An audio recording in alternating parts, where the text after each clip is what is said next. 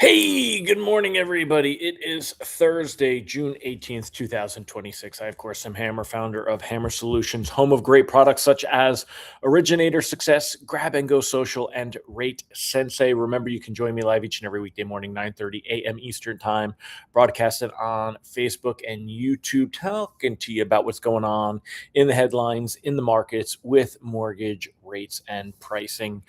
However, we will not be here tomorrow. Remember, tomorrow is Juneteenth. Markets are closed. Many lenders are going to be closed as well in observance of that. But there's not going to be anything fresh to talk about tomorrow. So I will also be driving back to the lovely home of North Carolina from New Jersey tomorrow. So it'll make it a little more convenient since I won't have to try to find a place to get a decent cell signal and go live. So there will not be a live tomorrow, but otherwise, each and every weekday morning, 9:30 a.m. Eastern Time. Good morning, Sean Segaloff, Pat Tenney, Deb Dickinson, Rob Stewart, Rob Wilson, Angela Walters. Good morning. My buddy Doug told me yesterday I was cutting in and out. How's the signal today? It looks like it's pretty solid. I'm inside. It's a little rainy this morning, so I'm not outside, just inside in the room this morning. So anyway, let me know what you guys think. Today, we got a lot to talk about, kind of unpack what's happened yesterday with Fed Chair Kevin Warsh and his first meeting and what he had to say, and kind of surprised everybody with being much more hawkish and not dovish at all, which was a big surprise to see. So we'll unpack kind of what that means for mortgage rates and pricing, because that's kind of the main thing to see. So if you're here this morning, say good morning. Remember, you can get a text alert so you don't miss a moment of the show. Get a text as I'm going live. If you're not signed up for that already, sign up at hmmr.io/reminder, or you can use this cool QR code over here and get signed up. Also, do me a favor, share this with a friend. Tell them, hey, you need to hop on Hammers Live. I would love to get some, fresh bodies and on here as well. So also don't forget to sign up for the written lock advice. I'm just about wrapping that up, so that'll be going out soon. www.ratelockadvice.com. It's a free email to your inbox each and every weekday morning. Take that and use it any way you see fit. You can also get our text alerts, www.ratetextalerts.com. As Sean Segaloff pointed out, they're good, but they're not always beat UWM good. UWM reprices super fast.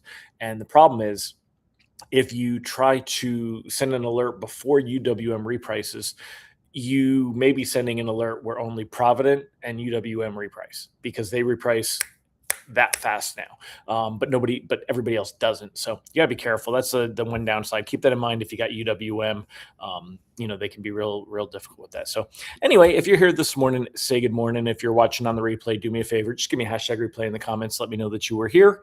Don't forget to smash that like button. If you're on YouTube, subscribe and all that good stuff. Also, your comments keep me engaged and help the engagement in the algorithm. So appreciate you doing that. Sean said, yeah, they do. And also shout out to Originator Success for the way you use for Google reviews. Thank you, man. Appreciate that. Appreciate that a lot. So, Pat Tenney, thank you. Letting me know that you can hear me loud and clear. Rob Wilson says much better today. So good. Thank you, guys. I appreciate that. So, all right, let's go ahead and let's jump in and get started. Of course, you know where we're going to start first. We're going to go ahead and jump over to the technicals. So let me share the screen, and I'll pull this up with the technicals, and we will start there. So taking a look here at the technicals, if you look this morning, it's going to get you excited to see that we are up 14 basis points to start the day. However, what you have to look at here as we look at the kind of the 48-hour chart is we are up 14 basis points, which is right here, which is really exciting. However, that is still much lower than where we were at yesterday before the Fed meeting. So we have a lot of ground that would have to be made up to kind of catch up to that. Yesterday was this red candlestick that you see right here, big red candlestick. So you can see that today, this green candlestick, we're not quite halfway made up from what we lost yesterday, a little bit less than that, but still currently up at the moment now. Look at that nice little spike. We'll see if that holds. Sometimes it's just trading chatter. So we're up, whopping 20 basis points here. I want to point out, though, take a look at the 10-year Treasury yield, because this is going to help us to kind of clarify something real quick. So I'm going to zoom in on this. Let me see if I can zoom in on this and move this over. All right. So if we look at where we were on Tuesday, it closed at 4.44. On Monday, we were at 4.48. Wednesday, we were at 4.49 after the Fed meeting. And again, Tuesday, 4.44. Right now, 4.43. So we saw right here, we saw a reaction to the Fed meeting where the 10-year Treasury yield bounced back up, went from 4.44 to 4.48. This morning, it's below that, and it's actually the best that it has been all week at 4.43. In fact, not just the best it's been all week, but the best it's been since, where's 4.43? Let's see if we can find a. So you'll notice 4.44 comes up a lot here. 4.44, 4.45, 4.45, 4.446. Right? So this is still the best level like this since back in May. So the reason that I'm bringing this up as we talk about technicals and the 10-year Treasury is that it bodes well that we will see mortgage-backed securities make up that ground that was lost and come back up. So we want to go ahead and cautiously float. Let me make sure I've got some things on here. So first things first, let's go ahead and talk about the recap from yesterday. So yesterday we saw right here, you can see at 2 p.m., 2 p.m. is the first drop. We were at 100.54. It dropped down to 100.30. So there was a big drop after that Fed meeting. Why was there a big drop after the Fed meeting? It had to do with the dot plot and, specifically with that dot plot. So the dot plot, actually I have it here, right? So during the dot plot yesterday, you had a total of only 18 out of the 19 Fed members, right? The reason that there was one official that did not see this, notably, out of the 19 total meeting participants, one official did not submit a projection. Fed Chair Kevin Warsh openly criticized the dot plot tool, and it widely believed his projection was the one withheld. So they don't come out and say it because they're anonymous, but everybody expects that it was Kevin Warsh that did not participate in the dot plot. And again, there's a new sheriff in town. I have a thing for that. Hold on, let me pull this up. Doobie-doobie-doo. Hold on a second. I gotta find. Oh man, there's too many buttons here. All right, get rid of this. Go to here. Stop sharing for a minute. All right. So just to keep it easy, I'm going to do this for now. So yesterday, bonds, mortgage-backed securities sold off after the dot plot came out. So the policy statement, the Fed's policy statement, was actually a lot shorter than previous policy statements. There were things taken out because Warsh is trying to put a different spin where the Fed is not trying to manipulate markets and broadcast where it's going, right? They're kind of changing that. But the dot showed that thing. So let me go back and share this for a minute and share that dot plot for you, and we'll talk about that. So in that dot plot, all right, you had 8 officials that thought that there would be no change by the end of the year. However, 9 officials thought there would be rate hikes. They were projecting. 1 thought there'd be 3, which is kind of a little crazy. 5 thought there'd be 2, and 3 thought there'd be 1. So obviously this is coming up, and that so Fed officials, it went from before there was nowhere near that projection that we would see rate hikes, and then now there's a lot of people projecting that. And when we go over and look at the Fed projections here using the CME FedWatch tool, let's make this just a hair smaller. Okay. So expectations for the July meeting.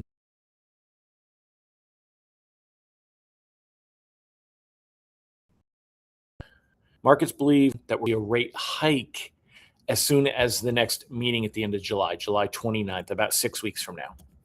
By the time we get to September, that grows to over 70% or just about 70%. 50% expectation we'll see a single hike by then, and another 20%-ish that believe we'll see two hikes by then. When we get to October, expectation, again, we are currently here. So expectations that we're going to see rate hikes now up to 75% by October, and by December, that is up to 85% expectation. Markets pricing in one possible cut at a 37%, two cuts at 34%, and then an outlier here. And I don't know, this is just, come on, give me a break. We're not going to see four rate. I'm sorry, I keep saying cuts, right? Hikes, hikes, hikes. Let me be clear. Hikes, hikes, hikes. Okay, just like football, hike. Now, compare that to where we've been, right? So a week ago, there was an 8% expectation a week ago. This little column here, a month ago, this column here. Markets were not expecting any kind of rate hike before. Then yesterday, that jumped, and today it's even a little bit higher.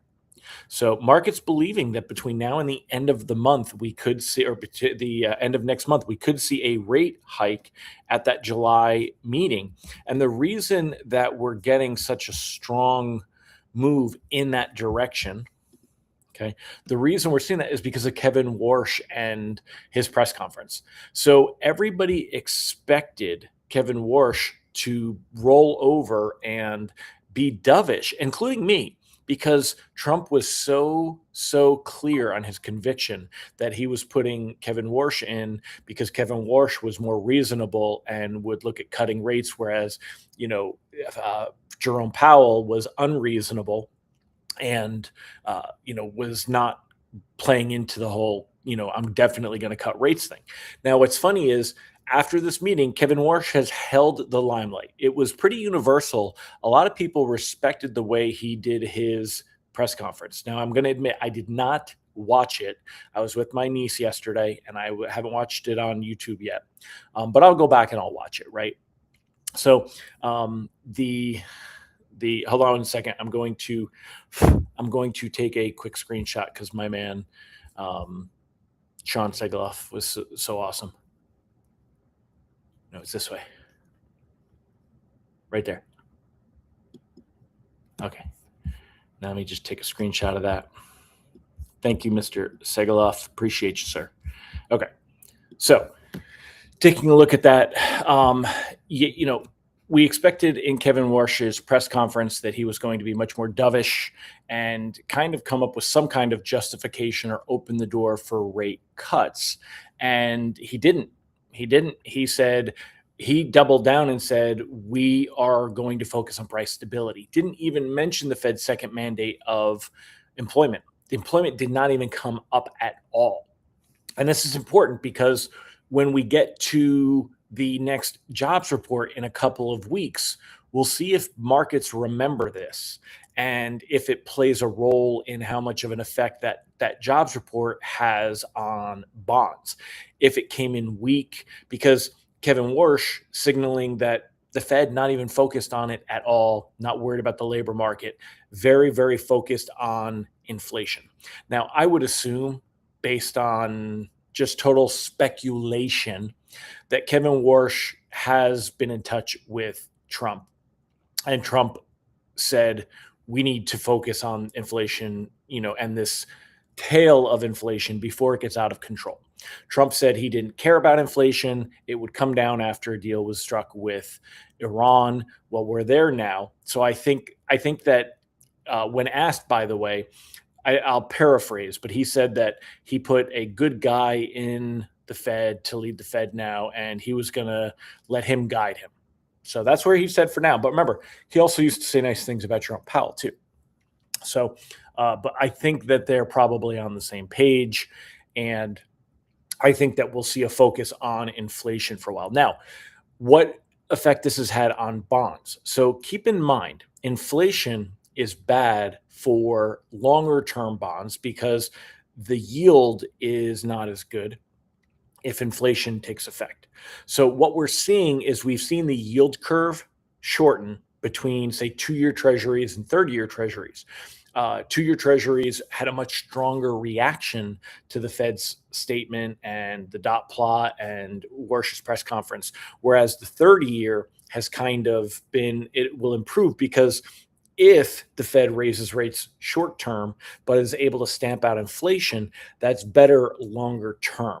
That's why when we go back to that 10-year treasury yield, the 10-year treasury is actually doing well because it's kind of in that neutral area where, yes, if the Fed were to raise rates, it's not really advantageous in the short term, but if they're able to stomp inflation, it's better for that 10-year treasury yield longer term. So that's why we're seeing what we're seeing right now, because that if the Fed is successful fighting inflation and continuing to push inflation down, it's going to help bonds longer term. So the knee-jerk immediate reaction is a sell-off, and we saw worse rate sheets yesterday. But even the worst rate sheets, they weren't terrible. I mean, yeah, granted, anything that you lose ground on is terrible, but they're already coming back today, and we'll likely see them come back over the next week. And again, I'm going to pull the chart up and just kind of stress this one more time for you, and just to show. So when we look at that 10-year treasury yield, when we look at the 10-year treasury, we're seeing it at 4.43. 4.43, you could see here, we're not talking about bouncing off the 50-day moving average or any of the technicals here, but it's the best. It's still the lowest that it has been since back here in May. Okay, this today's 4.43, still the lowest it has been since back here in May. That means there is definitely room, and we've seen it already. There is a recovery, and the 21 basis points is a little bit stronger than what I expected to see so far. I figured we'd see about 10 basis points. So we're up 21 basis points for here, and it's likely that we'll see that continue to improve. And what that basically equates to on rate sheets is that, you know, we bounced all the way up yesterday after reprices were 6.62. This is after the reprices worse. This is where rate sheets ended the day. Today we'd be probably at like 6.58. At least 6.60. We might be more conservative today because, again, this is like a Friday. It's a long holiday weekend. Tomorrow is Juneteenth. The bond market is closed. So we could see a more conservative play today when it comes to all of that. So rate sheets today will be worse. There was some recovery this morning. Should be better than any of the reprices yesterday. Lenders are likely going to be conservative, though, with markets being closed tomorrow for Juneteenth. Reprice risk on the day is low. It's unlikely we have to worry about seeing anything. You know, right now we're up about 20 basis points. Pricing starting to get ready to come out now. I think that'll hold. And I think you are going to see today's going to be like a Friday. Markets are going to be calm in the afternoon ahead of a 3-day weekend. Generally, you're going to see that this is almost like a 4th of July weekend now because you've got Juneteenth on Friday and markets will take a long holiday weekend. So as far as that Fed outlook, I've already kind of covered that in length already. So it's a new sheriff in town. It's definitely. And what was interesting, though, is I was surprised there was no drama in the media about this is how, you know, Powell voted, or because remember, Powell is still on the Fed Board of Governors. He is maintaining his position for now, even though it's customary that after he leaves the Fed chair position, he would retire because of that whole Department of Justice investigation that's on hold again. He has said until that's resolved, he was going to kind of stay on. So I was surprised that there was no drama in the media, that they weren't pointing of what, you know, Warsh did this and what did Powell say or what did Powell. I didn't read a lot of that. I didn't see a lot of that. So that's good. I have to say I was pleasantly surprised that I think Warsh will do some things to modernize the Fed. And this could be a really interesting year coming up. He said he was going to form 5 committees to look at different parts of what's going on. And I think he wants to just get deeper and faster into reaction of the economy rather than everything being lagging data and reacting to these old reports.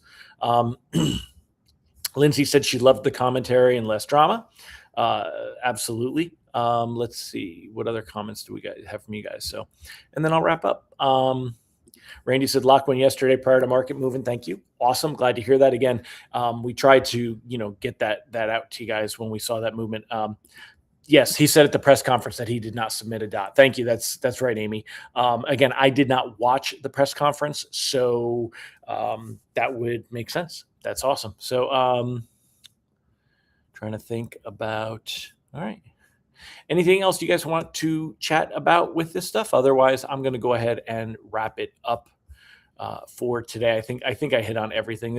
I have lots of articles open, but we don't need to kind of go through the articles. I think I've kind of given you the gist of all of this. So as remember, tomorrow is when they're supposed to do the formal signing for the deal with Iran.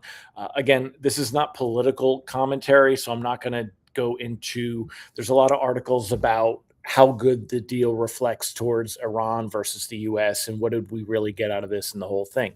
What matters to mortgage-backed securities is it going to continue to bring oil down? Oil remains below $80 a barrel. It's actually only up about $10 to $20 more than what it was before this whole thing started. Much lower than where it's been. Gas prices coming down, but mortgage rates have a floor. Unfortunately, the economy is doing well. AI stuff is bringing a lot in. Stocks, rallying hard.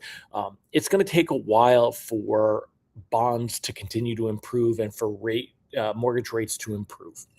So, and with the threat of Fed rate hikes on the horizon, that is going to play into the more immediate effect on mortgage-backed securities and mortgage rates. So we may be looking at, this is kind of where we're at for a while, the 6.5-ish range, maybe 6 3/8 will be our low point. I said before that I think that the lows we hit in April are probably the best. I'm not scratching into my ear, guys, just behind it.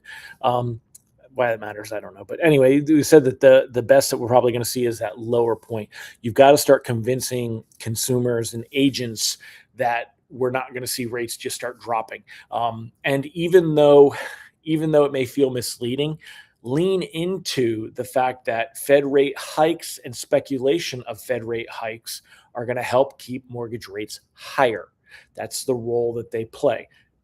You can lean into that. Remember, perception, altering perception is a lot easier than altering conviction. Convincing somebody, is a very difficult thing. Persuade them, don't convince them. So lean into that, and this is kind of where we're at. And it looks like, again, mortgage applications increasing. Consumers are basically come to terms with this. So it's good to see that. Deb said it's already signed. No, it's signed from Pakistan and it's signed from Trump signed it, but it didn't. Iran hasn't signed it, so it's not fully. It's still supposed to be tomorrow. Mike said he saw gas at $3.57 a gallon in Detroit 2 days ago. I don't know what it normally is in Detroit. For Jersey, I'm looking at about $3.85. Pennsylvania was $3.99. Pennsylvania's always higher. They've got higher taxes.